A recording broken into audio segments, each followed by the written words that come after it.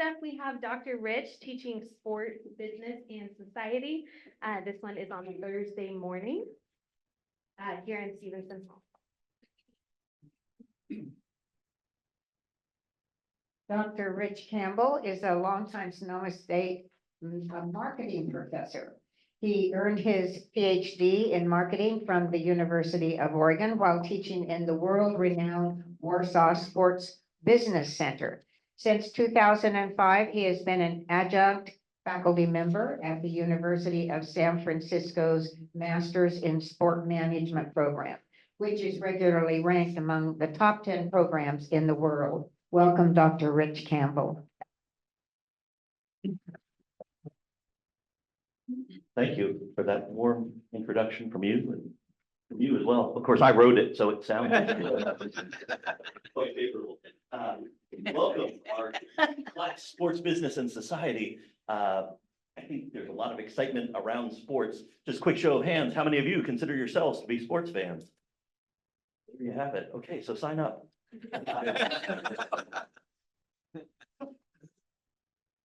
So sports and society, that after hearing all the history that came before me in today's little pitch, we'll look at some of the history of sport and what it's meant in American society, whether it's wearing hats and suits and ties to go to ball games, or when the USA Today was the most prominent newspaper in the United States, it had 4 sections, and one of those was sports.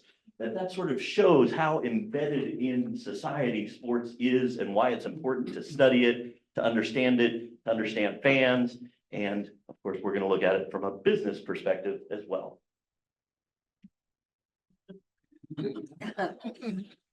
Go Ducks. Go Ducks. I was just going to stand here until somebody said go Ducks and flash their O, so nice work.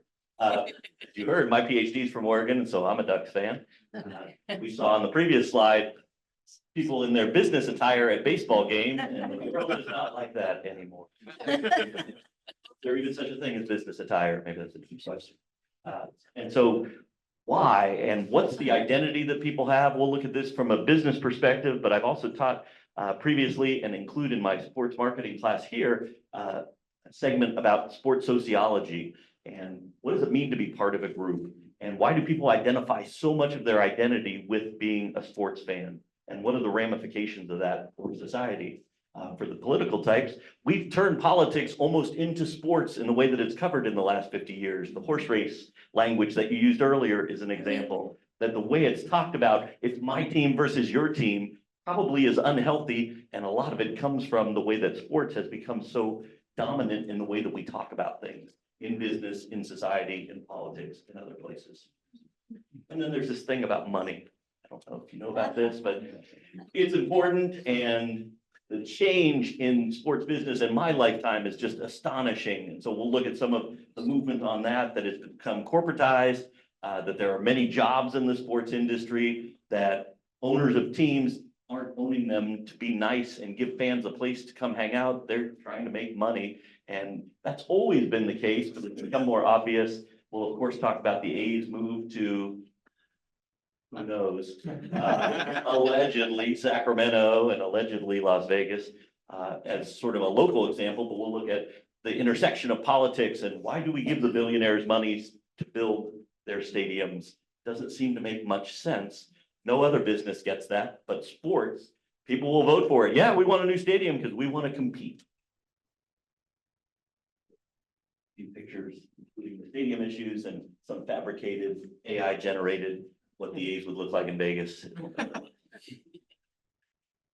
And then some other topics that we'll touch on as we go through the weeks. One is the growth in women's sports. This is Gabby Williams, former UConn star, and plays for France in the Olympics.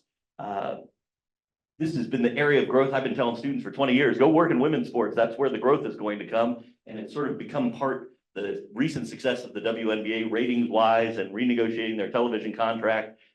And few stars at the forefront of that have really drawn more attention to women's sports. But we could go back to Women's World Cup '94 and other places and see why that's happened. And we'll go all the way back to Title IX in '72 and sort of take off from there chronologically.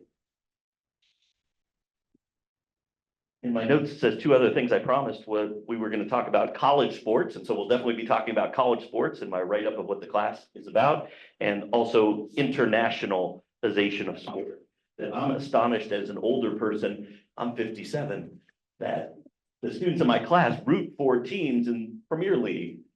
I was a kid, we didn't know anything about international sports, and now we do. And finally, it's personal.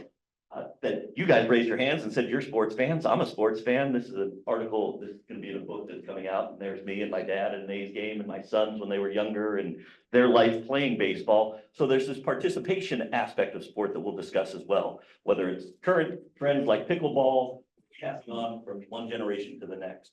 So we're gonna cover a lot. It will all fit together, sports, business, and society. Thanks very much.